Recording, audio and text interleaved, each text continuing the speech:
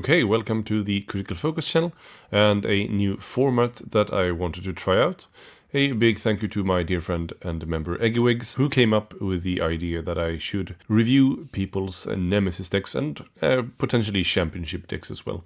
And I'm actually then going to start this as a regular feature, if it proves to be something that you enjoy. This is a member feature though, so if you want your deck reviewed, you need to become one first by clicking the join button somewhere below. I can't really see it myself, but I'm sure you'll manage. So if you want to get your deck reviewed, simply hit me up on the member Discord after becoming a member, and we will arrange for this to be done.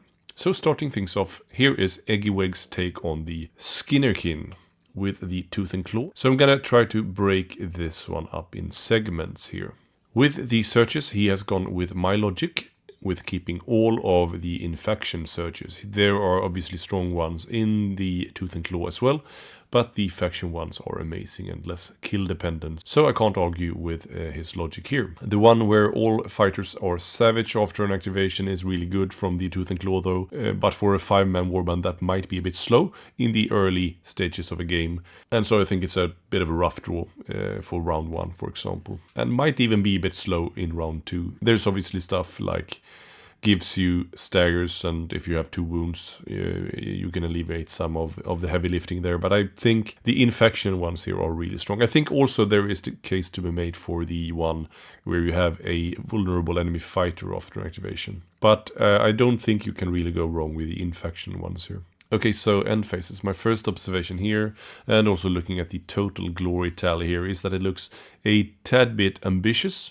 20 glory is a reasonable total for a hold warband of, say, many weaker fighters like Sarbax or something that needs to make up for a ton of bleed. But these are somewhat sturdier and definitely more punchy as well, so they don't necessarily need to aim that high. But let's see what we have here. First up is Fully Committed from the Tooth and Claw, which is 3 friendly fighters in enemy territory for 2 glory. All of those fighters also need to be savage as well. Doesn't sound that bad, as it only requires basically a charge or a stagger or having 2 wounds.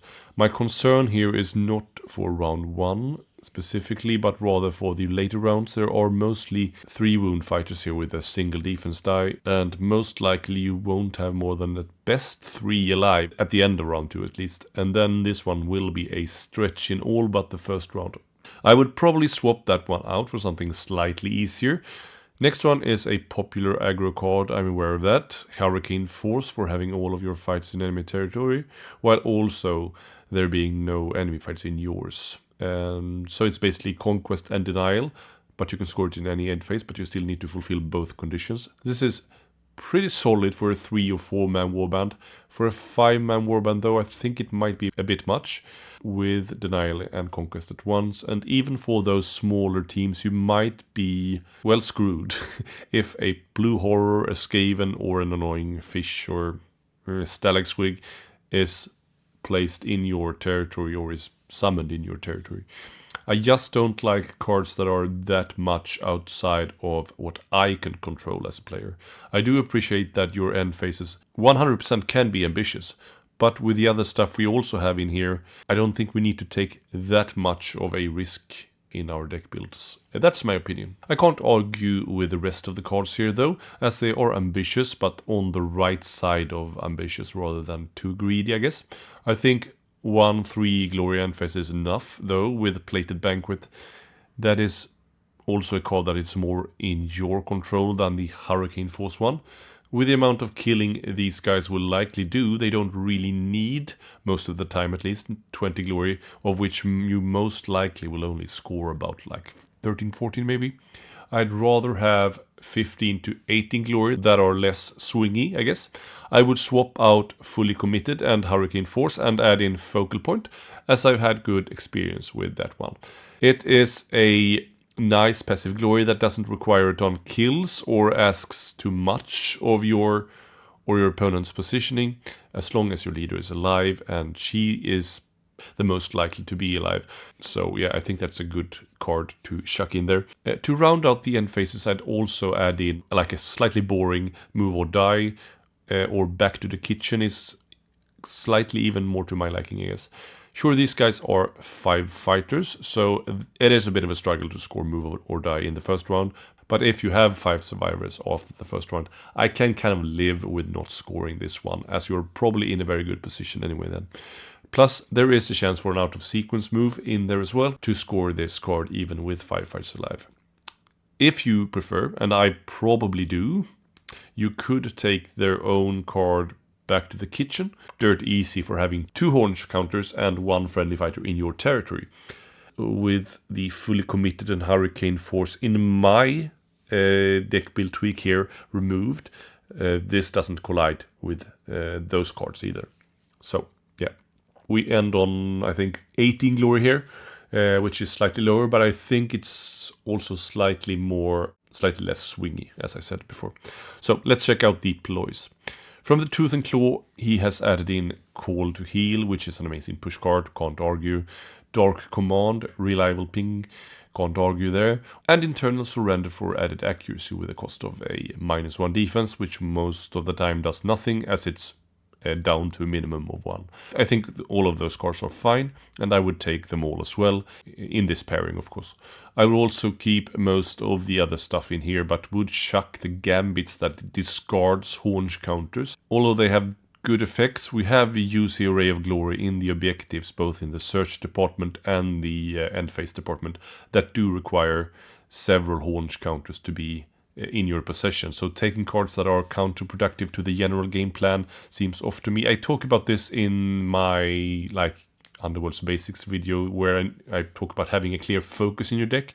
Don't try to do everything at once. Sure, once you scored those cards, the effects on these cards could be nice, but you are very much at the mercy of your draw sequence then. And I'd rather not be at the mercy of said draw sequence. There are a couple of cards that heal 1 or 2 wounds here by discarding Horns counters. I think heal cards are fine and useful for elite warbands to take them away from one-shot territory, but for warbands with more fighters and definitely more killable fighters who could easily just die from a single attack, I think with the prevalence of damage 3, I wouldn't bother with heal cards. That comes with the caveat that you need to discard Horns counters at the same time specifically. I would chuck those and swap in Determined Brutality. It's just Cleave or Ensnare here, so it's not an amazing effect, but every little bit helps when we try to play our aggro to the fullest, and at least Cleave have some decent mileage. And the versatility to use Ensnare as well is good, I guess, to force the crit if you struggle to find the crits yourself. It's just for range 1, but that's most of our attacks anyway, so yeah. The other card I'd chuck in instead of those discard cards is Savage Season. It also a heal card, so kind of goes against what I just said, but does heal you without chucking valuable Horns counters. It comes with the cost of a stagger, but that's fine really. Our defense is mostly crap anyway, and most fighters will land their attacks against us anyway. It can actually slightly help us with the synergy of Call to Heal, with staggering a fighter, thus making it savage. That's very, very niche, but worth mentioning anyway. So that's also basically my last pick for the Ploys here. So it's, if you don't want to go for that specific card, it's not very crucial. Something else would do fine too. It's not going to make or break anything.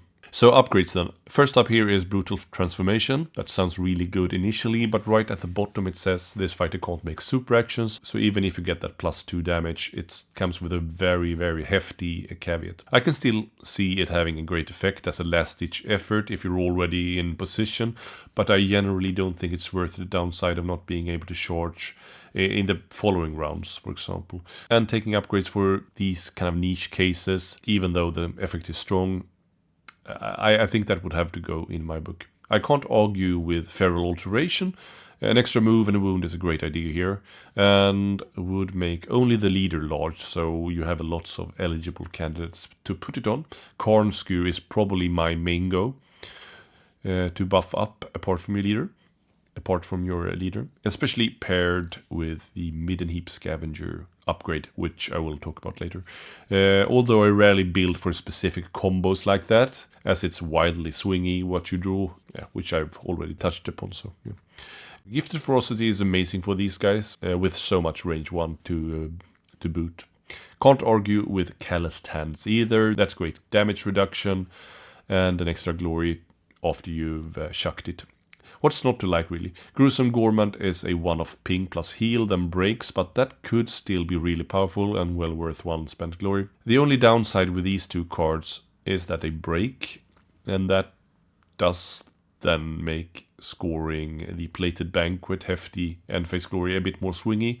So only use the reaction if you really need to. Don't do the damage reduction if you're not about to be taken out of action, basically. And maybe even in that case, it's worth sacrificing that fighter to not be alive with one fighter without an upgrade while all your other guys have it. So yeah, just think about the repercussions of chucking the upgrades. Potential Courtier could see you make several out-of-sequence attacks, which is obviously very strong of an effect. Note that this is only for range 1 though, and only versus the same enemy fighter though, so a bit situational, but the power ceiling here is pretty high.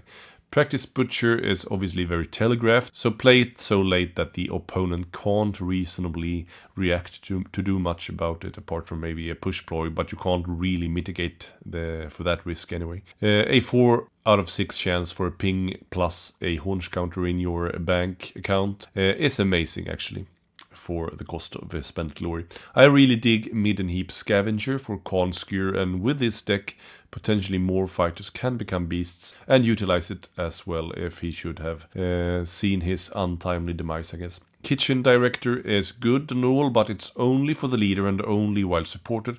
I think especially her Inspired Accuracy is good enough anyway, really, and with 4 to 5 dice, if you have some additional boost, which you very much will with this deck. The crits will likely come anyway. Hammers or Swords is most likely a moot point then, so I don't think it's super crucial really. Head Chef, I think, is pretty sweet. We've all seen how multiple fighter pushes or moves can be very powerful with Morgok, Varklav, Daintalos, what have you.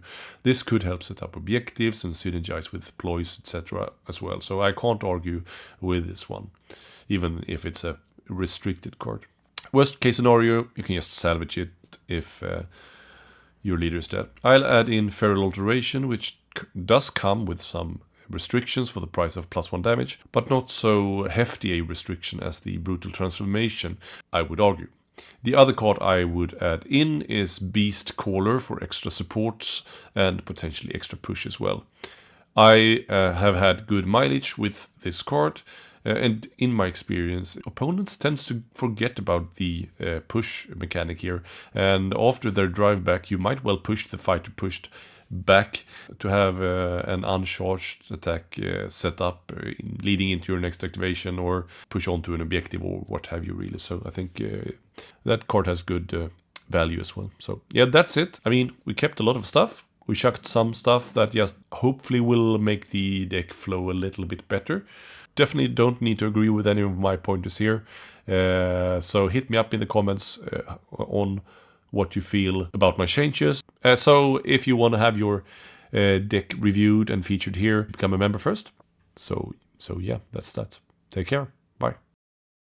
This is me again, chiming in to thank you for watching the video. Please don't forget to like, subscribe and comment. All of those things help me out immensely. If you feel so inclined, do consider to become a member to gain a greater influence over the content, early access, and just generally help me out.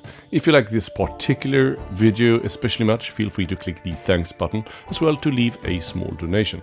All of those things are 100% optional, and I will never keep videos permanently locked behind a paywall, as my main goal is to spread the love for these games as much as possible.